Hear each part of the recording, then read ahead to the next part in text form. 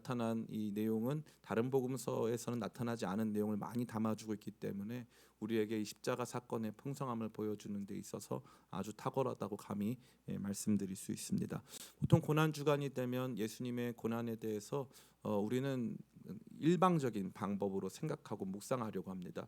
예수님이 얼마나 아프셨을까?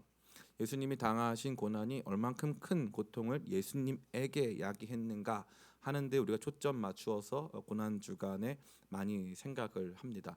그런데 그것은 사실은 어떻게 엄밀히 말하면 고난 주간의 묵상에 있어서 가장 이 낮은 차원에 해당한다고 감히 말씀드릴 수 있습니다. 예수님께서 얼마나 아프셨는가, 예수님 자신이 육체적으로 얼마만큼 큰 고통의 무게를 감당하셨는가 하는 것이 전혀 은혜롭지 못하기 때문이 결코 아닙니다. 그것은 굉장히 은혜롭고 중요한 내용이지만 성경은 우리가 생각하는 것보다 훨씬 차갑게, 훨씬 감정적인 동요 없이 예수님의 육체적 고통에 초점 맞추지 않고 도리어 사람들이 예수님에게 행한 일에 많은 초점을 기울이고 있다는 것이죠. 그러니까 우리가 함께 아파야 될 부분은 예수님께서 나의 죄 때문에 저렇게 힘들고 어려운 일을 당하셨구나가 아니라 우리가 예수님에게 저렇게 행하고 있구나를 봐야 한다는 거예요. 그게 더 큰 고통을 우리 가운데 야기할 때 그것을 우리는 감히 신앙적 성숙이라 감히 말할 수 있습니다.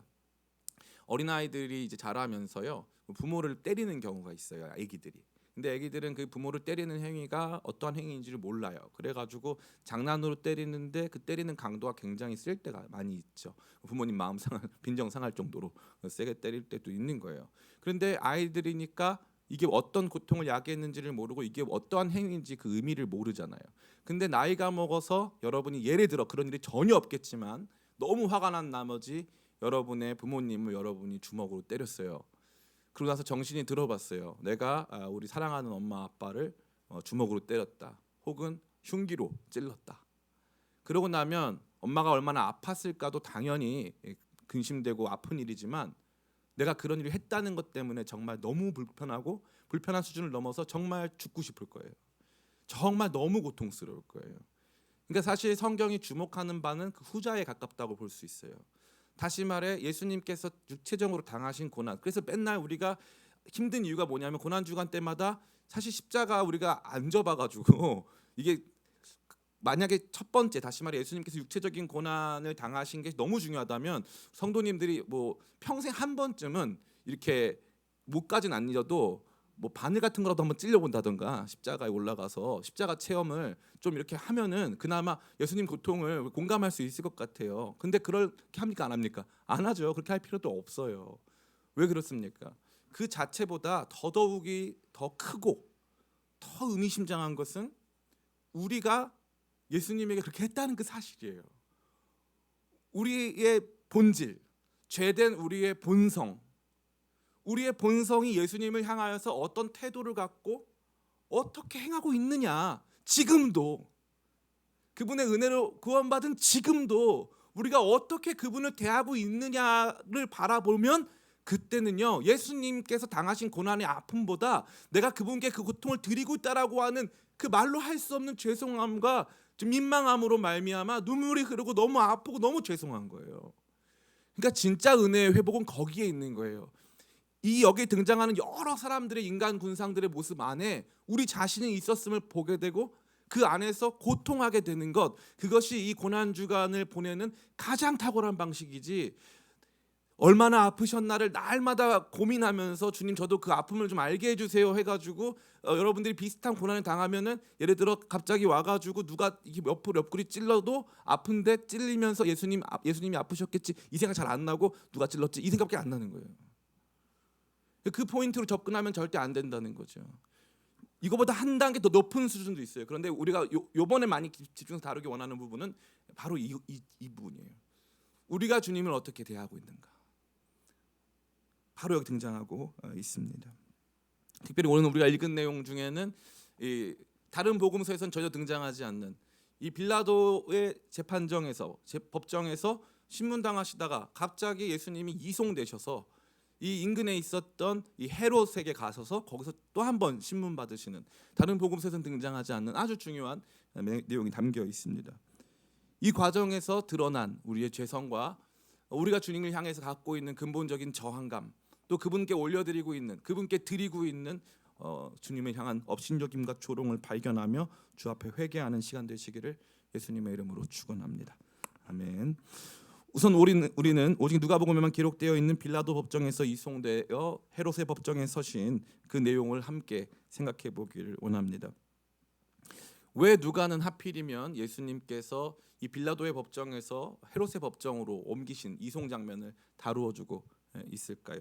그것은 누가복음만 봐서는 안 돼요. 누가가 쓴 다른 성경이 있어요. 거기가 바로 사도행전이라는 거예요. 사도행전에서 이 사건의 의미를 강하게 다루어 주고 있습니다. 사도행전 4장 25절로 29절 제가 읽어드리겠습니다. 화면이 준비되어 있을 거예요. 제가 읽어드리겠습니다. 또 주의 종 우리 조상 다윗의 입을 통하여 성령으로 말씀하시기를 어찌하여 열방이 분노하며 족속들이 허사를 경영하였는고 세상의 군왕들이 나서며 관리들이 함께 모여 주와 그리스도를 대적하도다 하신 이로소이다.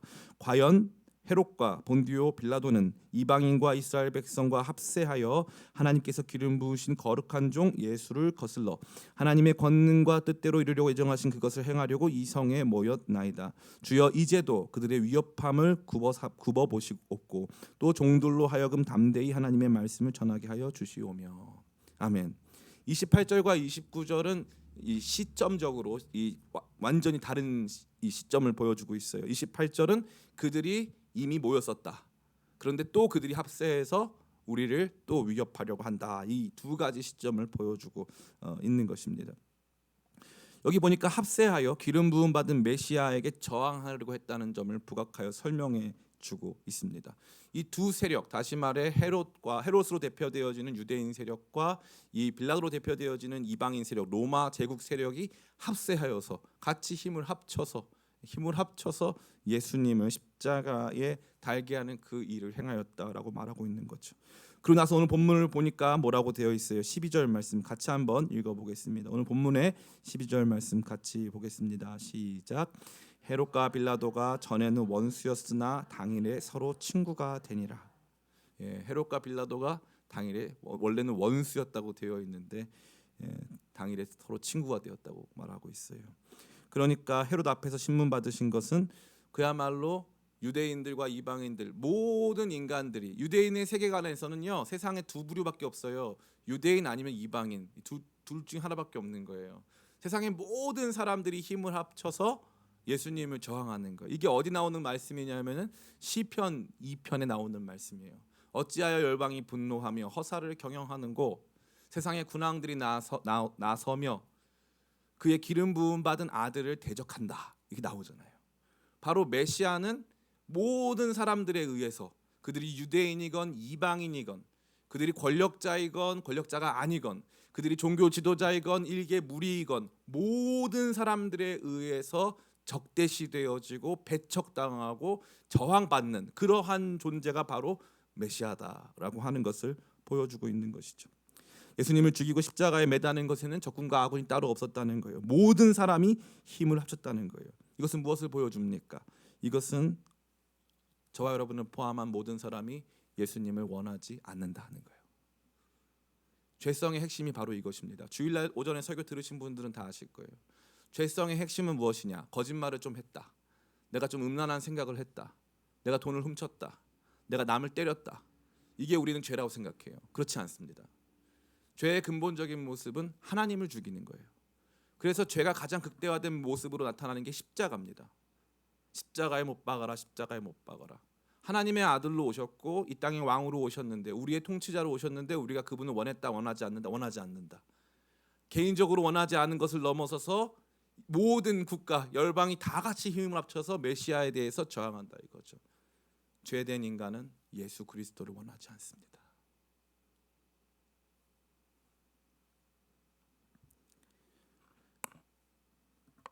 이러한 죄의 모습이 가장 구체적으로 나타난 모습은 무엇입니까? 목사님, 저는 예수님 원하지 않기보다는 예수님을 좀 덜 좋아하는 것 같아요. 예수님을 그냥 적극적으로 원하지 않는 것이지 그렇게까지 싫어하지는 않습니다. 우린 다 그렇게 생각하죠. 그런데 여기 보니까 이 헤롯의 태도와 행동 속에서 예수 그리스도에 대한 다양한 차원의 적대, 다양한 차원의 배척이 있겠지만 가장 일반적으로 일어나고 있는 어찌 보면 가장 이 미묘한 종류의 예수님에 대한 적대, 대적, 예수님을 향한 반대, 저항이 나타나고 있는 거예요. 그것은 무엇입니까? 바로 업신여김과 조롱입니다. 업신여김과 조롱. 이것이 바로 예수 그리스도를 향해서 갖는 이 죄악된 사람들이 갖고 있는 근본적인 태도와 행동이 되겠습니다. 헤롯은 예수님 보기를 원했습니다. 예수님에 대해서 호의적인 감정이 있었는지는 모르겠으나 확실한 것은 예수님에 대한 호기심이 있었고 예수님을 보기를 원했다고 성경이 기록하고 있습니다. 8절 말씀입니다. 우리 같이 한번 읽어보겠습니다. 같이 읽겠습니다. 시작. 헤롯이 예수를 보고 매우 기뻐하니 이는 그의 소문을 들었으므로 보고자 한 지 오래였고 또한 무엇이나 이적 행하심을 볼까 바랐던 영거라. 아멘. 헤롯이 예수님을 바라본 시선은 어떠했습니까? 예수님 유명하니까 보고 싶었고요. 두 번째는 예수님께서 기적을 행하시는 분이니까 보고 싶었어요. 예수님 유명하니까 한 번쯤 보고 싶다. 기적을 행했다는데 5천 명을 먹였다는데 죽은 사람 살렸다는데 한번 보고 싶다. 얼마나 대단한 사람일까라고 하는 아주 단편적인 예수님에 대한 관심을 가지고 있었다는 것이죠. 그런데 이 예수님이 나타나셔가지고 힘없는 모습으로 이미 이 밤새 이 취조당하시고 신문당하시고 이 주무시지 못하고 먹지 못한 상태로 힘없이 끌려온 로마 제국의 죄인처럼 끌려온 예수님을 보았을 때 헤롯은 그 예수님에 대한 모든 관심, 예수님에 대한 모든 이 호기심을 다 갖다 버렸어요. 뭐야 이거? 누구야? 아이고 대단하신 분 오셨네. 하고 예수님에 대해서 업신여기기 시작했다는 거예요. 예수님께서 기적을 행하시는 모습으로 영광의 옷을 입고 광채가 나는 모습으로 오셨다면 헤롯은 그렇게 대하지 않았을 거예요. 헤롯의 호기심과 관심은 아마 거기서 충족되었을 거예요. 그런데 예수님께서 지금 제국에 의해 로마 제국에 의해 죄인의 모습으로 힘없이 수동적으로 끌려오니까 헤롯은 예수님을 업신여겨요. 예수님의 외모에서, 예수님의 상태에서, 예수님이 말하지 않고 자기를 주장하지 않기 때문에 예수님을 업신여긴다는 거예요. 여기 등장하는 업신여기다라는 것은 단순히 모멸적으로 여긴다는 게 아니에요. 나보다 못한 존재로, 나보다 열등한 존재로, 내가 함부로 대할 수 있는 존재로 여긴다는 것이죠. 업신여긴다는 것은 그의 마음의 태도였습니다. 뭐야 이거? 그렇게 대단한 사람은 아니었네. 야, 내가 관심 갖고 나랑 같이 이렇게 뭔가 대화를 나눌 만한 그런 존재가 아니었네. 아, 별거 아니네 하고 예수님에 대해서 업신여기는 것이죠. 그것은 예수님에 대한 몰이해, 다시 말해 예수님을 알고자 하는 참다운 생각이 없는 그의 모습을 드러내고 있어요. 예수님을 알지 못하면 예수님을 업신여겨요. 업신여긴다는 것은 무엇입니까? 예수님께서 마땅히 받으셔야 마땅한 영광과 존귀, 예수님 마땅히 받으셔야 하는 대접, 예수님 마땅히 받으셔야 하는 취급, 이러한 종류의 것들을 전혀 하지 않는다는 거예요. 왜요? 그런 존재인지 모르겠으니까요. 알려하지 않으니까요. 우리가 이러한 것들을 가장 쉽게 발견할 수 있는 예는 어디일까요? 식당 같은 데서 알바하는 아이가, 알바하는 청소년이, 청년이 실수를 해요. 음식에 뭐가 들어가고 내 음식을 엎고 내 옷에 쏟아요. 어떻게 합니까? 아이고 여기서 일하실 분이 아니신데 제가 다 할게요. 이렇게 합니까? 안 하죠. 무시합니다. 무시해요. 사람들이 말해도 무시해요. 근데 높은 사람이 나타나면 어떻게 합니까? 아이고 막 굽신굽신대요. 그 사람한테는 더 잘해주려고 해요. 대단한 사람들한테는 잘해주려고 하고, 우리가 일상의 거리에서 만나게 되어지는 수많은 사람들은 무시하고 그들에게 대해서는 존귀 여기지 않아요. 가끔 그런 거 있잖아요. 알바생들 이렇게 그 인격을 보호하기 위해서 누군가의 딸이고 누군가의 아들이라고. 그런 생각 못 해요. 근본적으로 무시하는 거예요.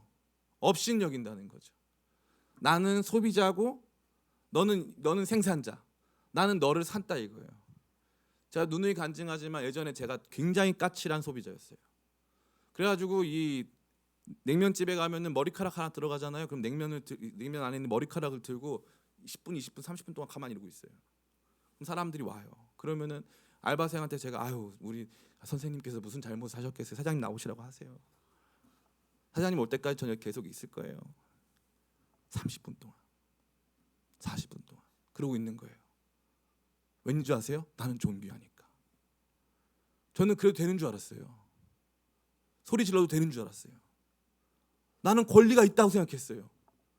7,000원짜리 냉면 한 그릇 먹으면 여기서 일하는 사람들을 내 마음대로 대해도 된다라고 하는 권리가 있는 줄 알았어요.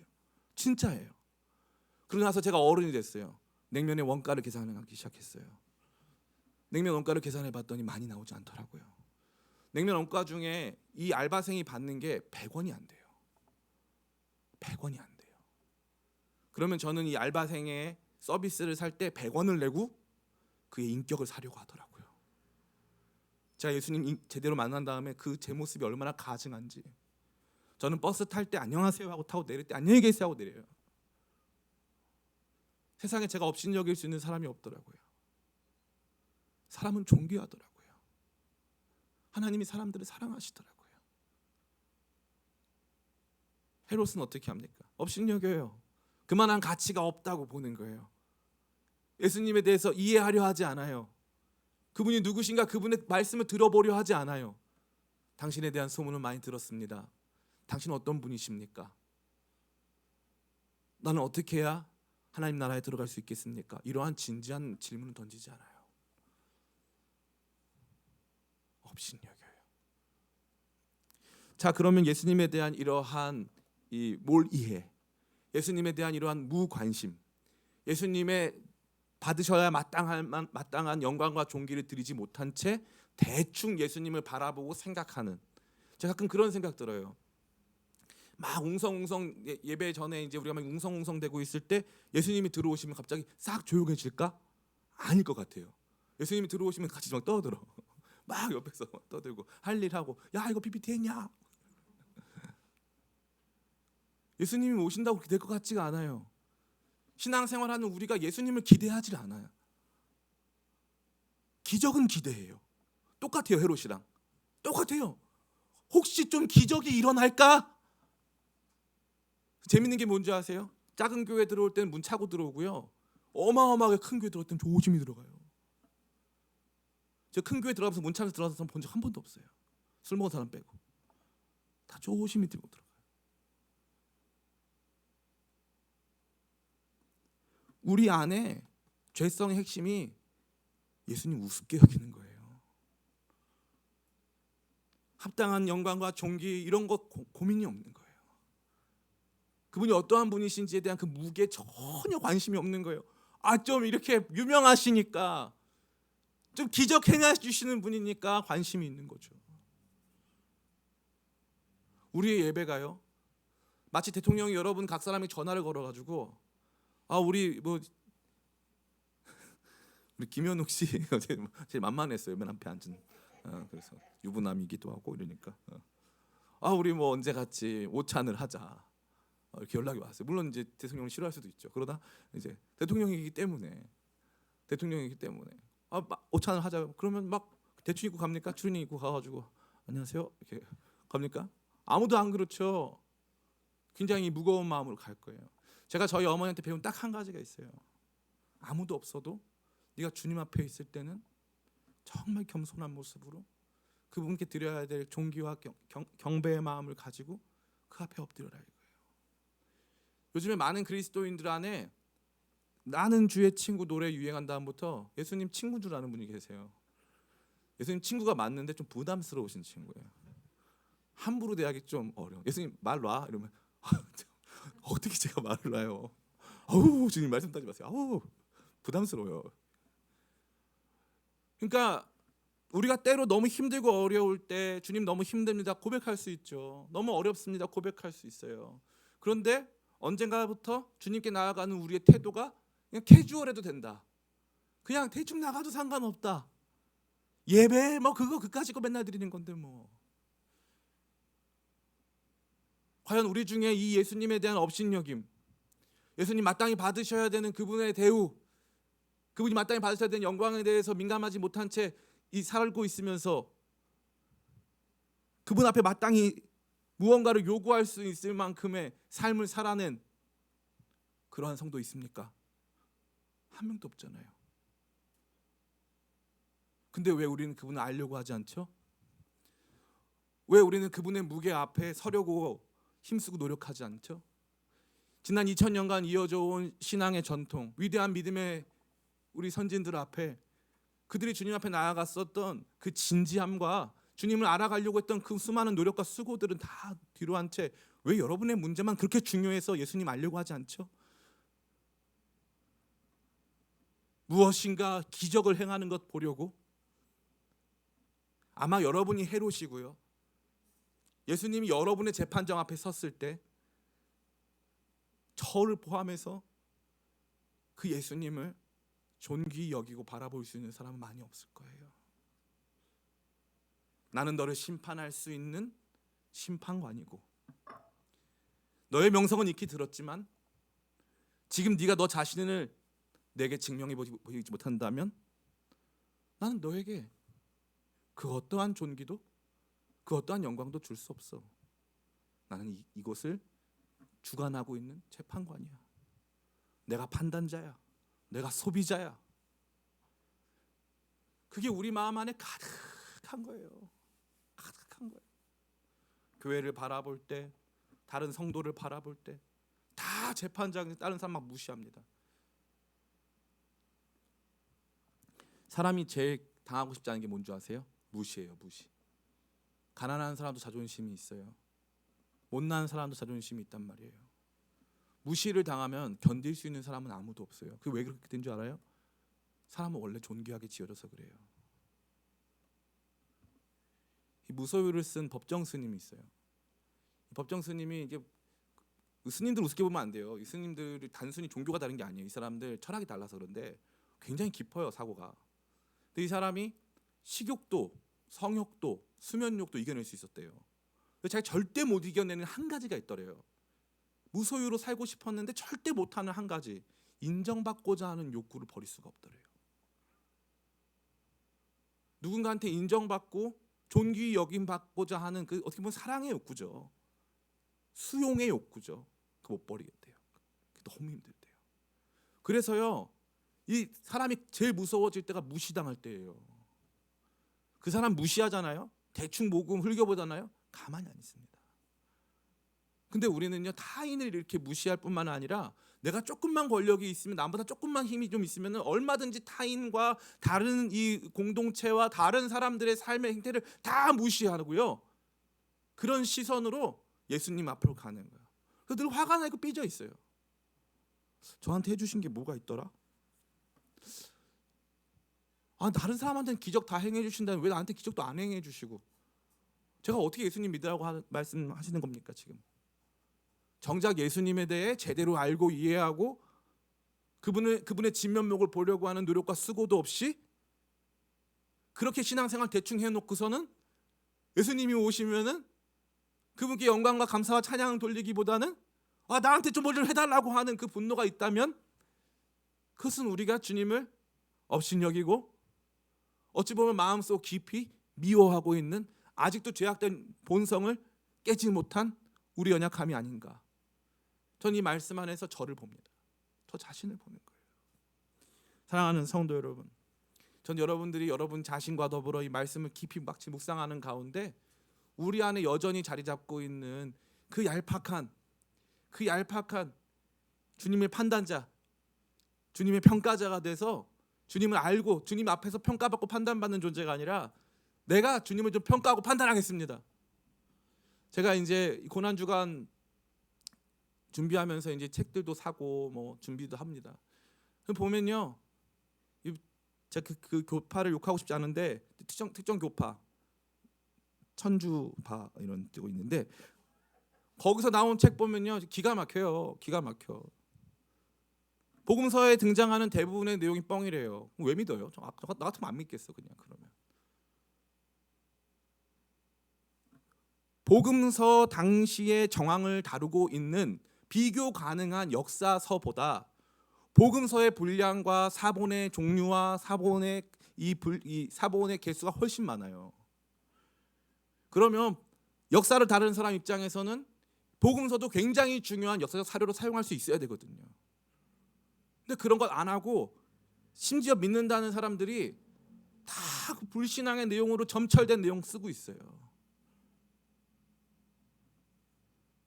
그들에게 하나님은 누구실까요? 그들에게 예수님은 누구실까요?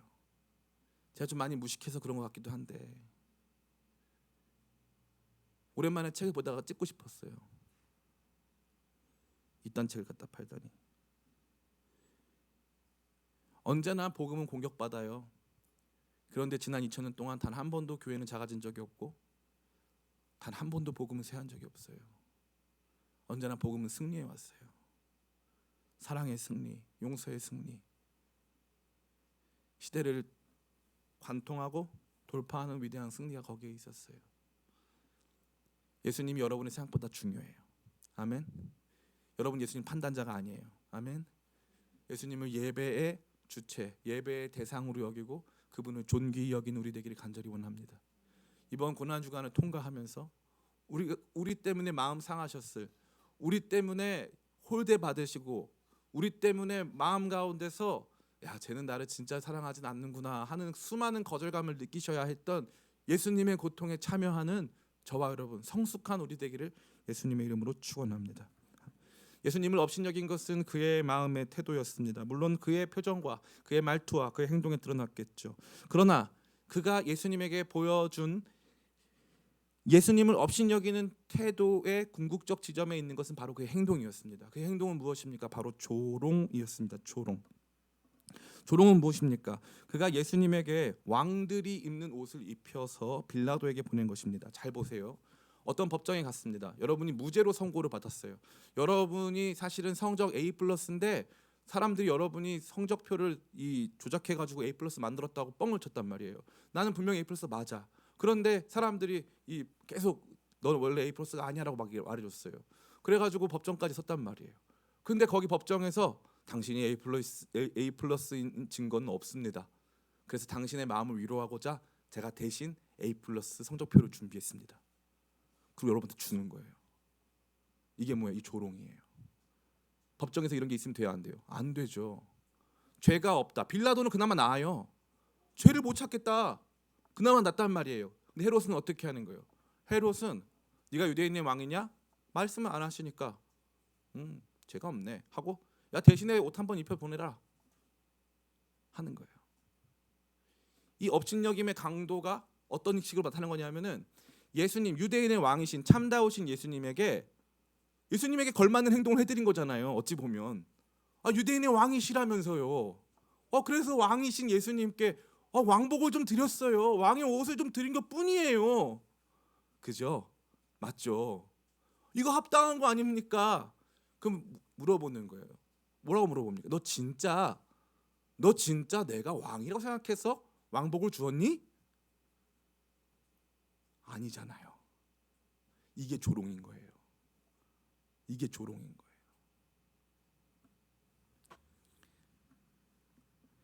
이 재판에 관련된 모든 사람들이 예수님 조롱했어요. 오늘 이 본문에 등장하지 않지만 누가복음에는 가시관이 등장하지 않고요. 이 누가복음에는 이 홍포, 이 왕의 옷을 입었는데 이게 헤롯이 입혀준 걸로 나오고, 누가복음에는 마태복음에 등장하는 갈대로 된 갈대로 된 이 지휘봉 같은 거 있거든요. 그거는 등장하지 않아요. 다른 복음서에 보면은 로마인들이 유대인의 왕이시여 평안하시옵소서 하고 뺨도 때리고 침도 뱉어요. 유대인의 왕이라고 해서 접대해 드렸습니다라고 하면서 어떻게 하는 거예요? 조롱하는, 모욕하는 거예요. 모욕. 이것은 무엇입니까? 바로 예수님이 마땅히 영광 받으시고 예배 받으셔야 되는 하나님 아들로 보지 않고 그냥 그렇게 주장하는 미치광이 사기꾼 정도로 간주하고 예수님에 대한 진지한 시선을 갖지 못한 채 그냥 예수님이 그렇다고 하니까 대충 나는 그렇게 믿고 있지 않지만 대충 그런 행동을 해 드리는 거예요. 그 마음 안에는 뭐가 없는 거예요? 진심이 없는 거예요. 진심이 없는 모든 것은 조롱이에요. 진심이 없는 것은. 존 파이퍼 목사님이 옛날에 그 설교를 한 적이 있어요. 아내에게 이제 결혼 50주년이 되셨는데 아내에게 이제 꽃다발을 사서 이렇게 뒤로 짊어지고 준비하고 있었대요. 그래서 이제 아내가 오니까 아내한테 꽃다발을 이렇게 선물하고 반지를 주었다는 거죠. 아내가 감동해서 울기 시작했어요. 여보, 어떻게 이런 일을 다 하게 되었어요? 그랬더니 존 파이퍼 목사님이 뭐라고 했냐면 책에서 보았소. 물어보시더라고요. 그렇게 한 다음에 과연 이것이 진짜 아름다운 고백과 선물이 될 수 있냐고 물어보시더라고요. 뭐가 없기에? 진심이 없기에. 진심이 없으면 조롱이에요.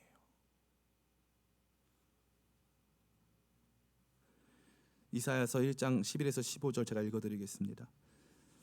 앞에 화면 없어요. 제가 읽어드릴게요. 여호와께서 말씀하시되 너희의 무수한 재물이 내게 무엇이 유익하뇨?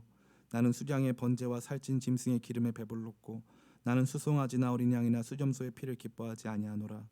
너희가 내 앞에 보이러 오니 이것을 누가 너희에게 요구하였느냐? 내 마당만 밟을 뿐이니라. 헛된 재물을 다시 가져오지 말라. 분향은 내가 가증히 여기는 바요 월삭과 안식일과 대회로 모이는 것도 그러하니 성에 아울러 악을 행하는 것을 내가 견디지 못하겠노라.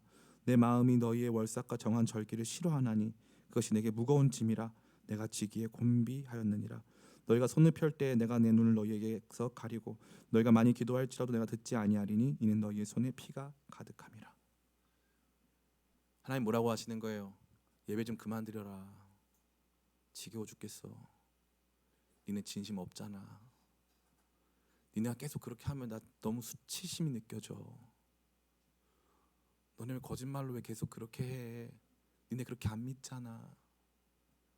너희 나 사랑하지 않잖아. 그게 조롱이에요. 헤롯이 예수 그리스도에게 왕복을 입히고 로마 군병들이 가시관으로 면류관을 만들어 드리고 손에 갈대로 호를 짚고 유대인의 왕이여 외치고 하는 그 모든 게 행동은요 너무 정당한 거잖아요.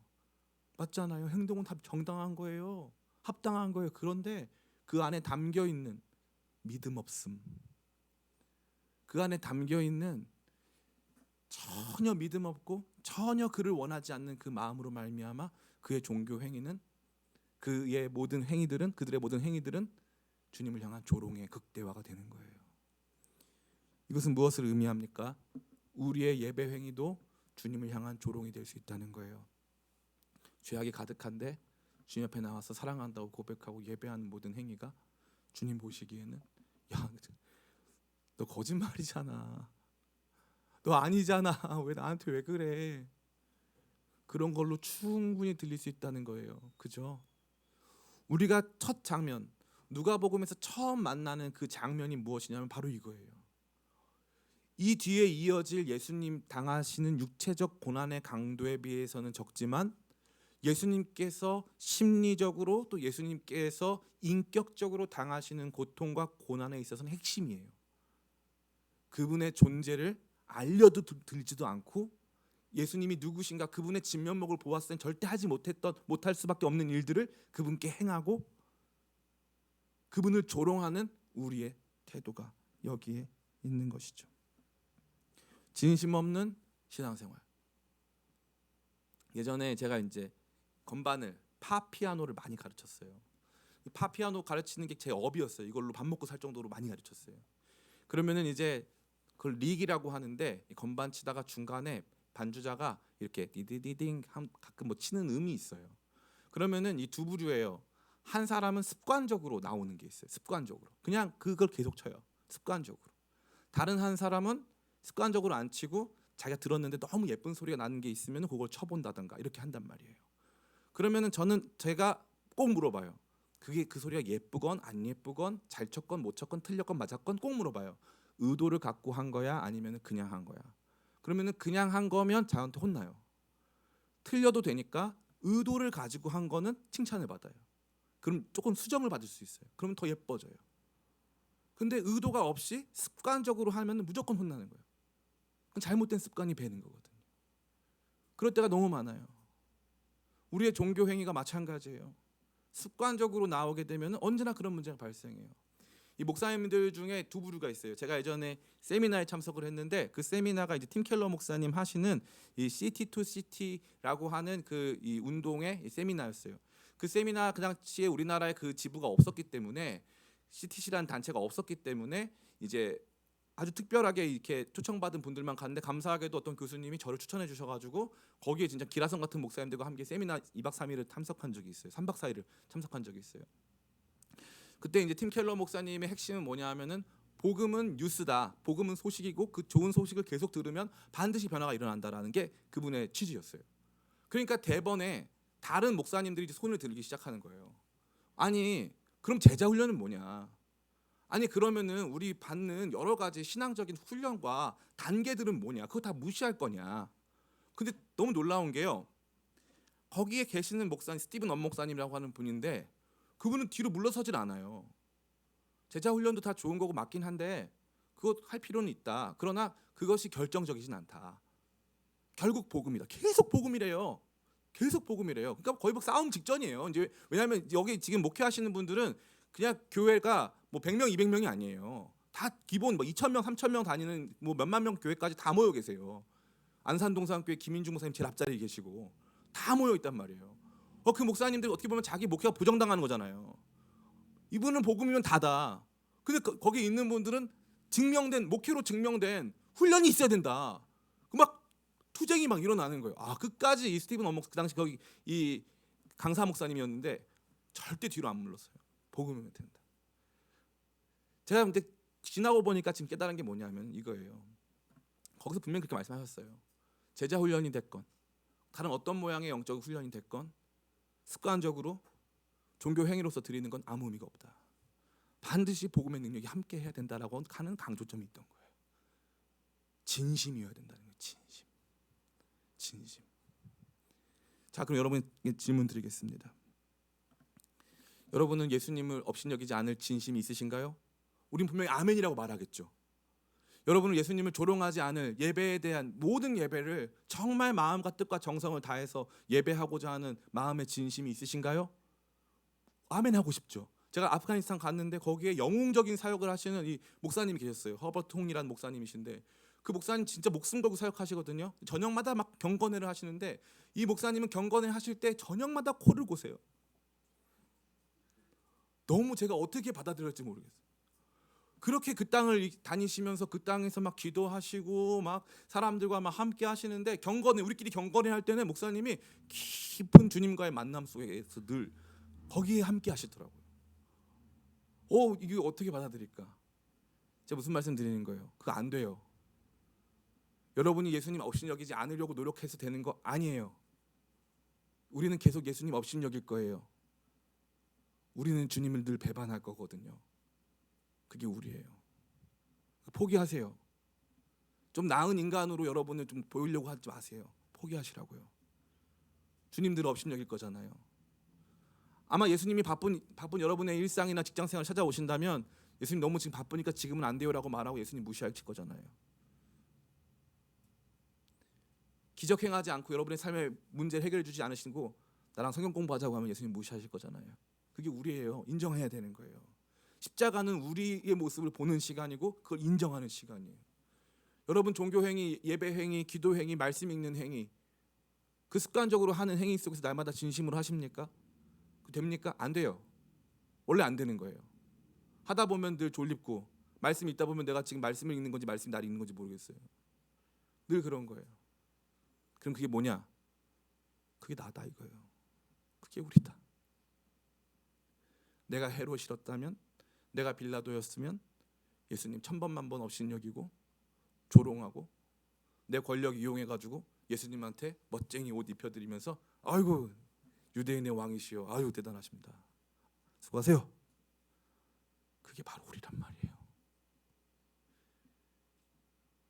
그렇게 우리는 지금도 예수님 업신여기고 조롱하고 있는 거예요. 우리의 예배 행위가 우리의 헌신과 사역이 예수님 업신여기고 조롱하는 사역, 예배, 헌신일 수 있음을 인정하는 거예요. 거기서부터 시작이에요. 왜 자꾸 십자가 위에 여러분의 공로를 갖다 넣으세요? 왜 여러분 예수님하고 같이 십자가 지신 것처럼 하세요? 여러분이 못 박았잖아요. 여러분이 예수님 십자가에 못 박으라고 소리 질렀잖아요. 근데 왜 아닌 척하고 앉아있냐 이 말이에요. 이게 중요한 거예요. 무너짐이 있어야 돼요. 그리스도인들 안에 제일 중요한 게 무너짐이 있어야 되는 거예요. 무너짐이. 근본적인 무너짐이 있어야 돼요. 주님, 내가 죄인입니다는 근본적인 그 무너짐이 박살이 나야 돼요. 박살이 부서져야 하는 거예요. 근데 자꾸 내가 살아있잖아요. 내 인생이 내 것인 것처럼, 나는 그나마 좀 나은 그리스도인인 것처럼. 아니라니까요. 제가 저한테 물어보신다면 지금 믿음이 좋은가, 아니면 제가 예수님 처음 만났을 때 신학교도 안 갔을 때 믿음이 좋은가, 그때가 믿음이 훨씬 좋았어요. 훨씬 좋았어요. 너무 그때로 돌아가고 싶어요. 너무 돌아가고 싶어요. 제가 알아요. 제가 그때는 다윗이었는데 지금은 사울쯤 되는 것 같아요. 나중에 골리앗 될 것 같고. 제가 알아요. 얼마나 무서운지 몰라요. 근데 제가 깨달아요. 여기서 자유로울 수 있는 목사님 많이 없다. 여기서 자유로울 수 있는 성도 별로 없다. 시간이 가면 갈수록, 세월이 가면 갈수록 우리의 믿음이 신선해지기는커녕 더 주님을 쉽게 업신여기고, 더 주님을 조롱하듯 예배하며, 더 주님을 조롱하듯 사역하며, 교회, 사역, 공동체, 그 이름 안에 예수님은 없는, 그래도 그게 필요하다고, 그래도 그나마 그게 있어야 된다고. 예수님하고 같이 십자가 지려고 하지 말고 내가 예수님 죽인 존재임을 늘 기억하는 우리 되기 원합니다. 사도 바울이 고린도후서를 통해서 말해요. 우리 몸에 예수 죽인 것을 담았다는 거예요. 예수 죽인 것. 거기 예수님의 죽음을 담았다고 돼 있지 않아요. 예수 죽인 것을 담았다고 돼 있어요. 여러분이 예수님 죽이신 거예요. 거기서부터가 은혜의 출발이고 신앙생활의 회복의 출발이에요. 주님을 업신여기고 날마다 조롱하는, 그래서 혹시 나의 이 지나친 열정과 수고가 우리 주님을 조롱하고 있는 것은 아닐까? 나의 근본적인 삶의 태도가 주님을 업신여기고 있는 것은 아닐까? 깊이 고민하며 묵상하고 그 앞에서 울고 그 앞에서 주의 은혜를 구하는 우리 되시기를 예수님의 이름으로 축원합니다. 우리 이 기도 제목 같이 나누고 찬양, 처음에 배웠던 찬양 같이 부르고 예배 마쳤으면 좋겠습니다. 기도 제목 우리 같이 나누겠습니다. 첫 번째 기도 제목인데요. 우리가 주님을 제대로 알아가지도 못하고 주님을 제대로 인정하여 드리지도 못하는 업신여김의 죄악 가운데 있사오니 용서하여 주시옵소서. 두 번째입니다. 불 꺼주셔도 돼요. 진정한 믿음과 경외심 없이 형식적인 예배와 습관적인 신앙 행위만을 주님께 드림으로 주님을 조롱하고 있사오니 우리를 불쌍히 여겨 주시옵소서.